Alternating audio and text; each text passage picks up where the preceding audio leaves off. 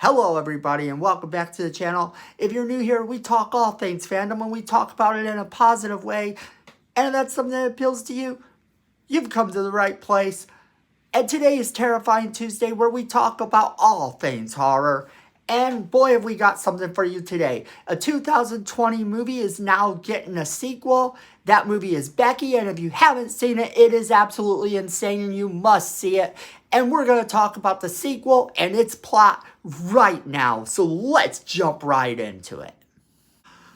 Alright everyone, so here's the thing. In order to talk about this movie, we have to go back to 2020 when the movie Becky came out. It was originally supposed to air before the pandemic, but we had a pandemic thing going on that year, and it kind of made a lot of movies change their minds about how they were being released and why.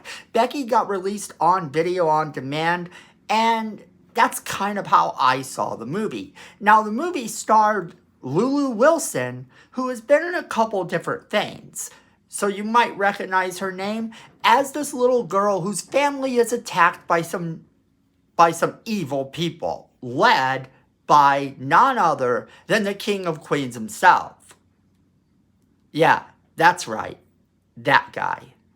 Kevin James was the bad guy. If that don't scream horror to you, I don't know what does. Now, the movie has her systematically picking these guys off one by one in the most violent, horrible ways imaginable. She outright just turns into this hybrid of John Wick, Jason Voorhees, and Kevin McAllister, and goes absolutely insane on these people, tearing them apart in the most imaginative and gory ways. It works out really well and is an amazing thing to watch, which makes it one of the best movies of that time period to watch.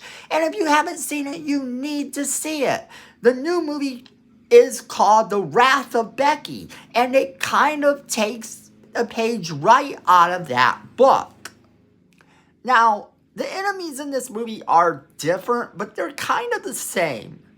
They're meant to be the same. And the movie gets a bit political. You can see in the trailer it's a little bit more politically based. But then even the last one sort of had that type of vibe in a way, if you really look at what the enemies represented. But it's another home invasion type of movie, only this time she messes with them in the trailer, and they retaliate by stealing her dog. Now, that makes her go off on her usual tangents, the same ones that she went off on in the original, actually going and one by one slaughtering the group. We know this from the trailer, and the trailer looks every bit as wild and crazy as the first movie. The first movie had Kevin James as the enemy. This one, not to be one-upped in the terms of the unlikely person being the villain, actually has Sean William Scott playing the villain. That's right, Stifler from the American Pie movies is now the bad guy in this movie, and I'm totally there for it. This movie sort of came out of nowhere, and I'm super excited for this movie's release later this month.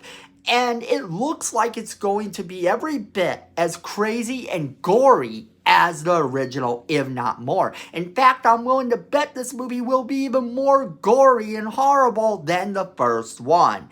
And that's not a bad thing. I cannot stress how good the first movie was.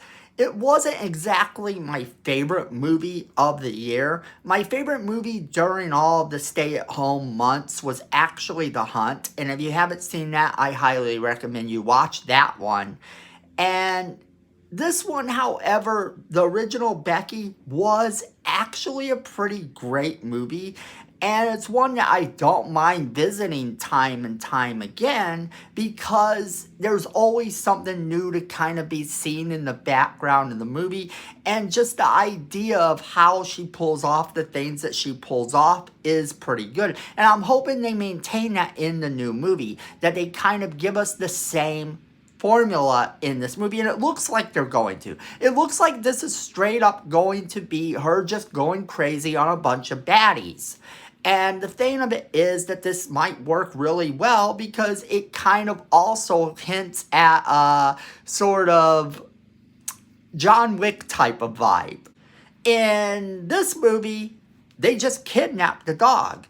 And the thing of it is, she's going to do everything she can in her power to get this dog back. Even if that means systematically murdering them and picking them off in the most atrocious, violent ways possible. And it's going to be a fun ride regardless. But hopefully, it's a really good, fun ride. So I want to send the question off to you guys. Are you excited for this movie? Do you think that this has the potential to be an ongoing thing? Sort of this Die Hard meets John Wick meets psychopathic killer vibe? What do you guys think? Alright, so make sure you're leaving us a comment in the comment box below. And make sure you're sharing this video with all of your friends so they can be a part of our virtual water cooler conversation as well. Make sure you're hitting that like button as hard as you can. It helps the channel and we definitely appreciate it. And then friends, Miko says we need more subscribers. You don't want to disappoint Miko. So go ahead and hit that subscribe button. Hit that notification bell so you don't miss a single video we do.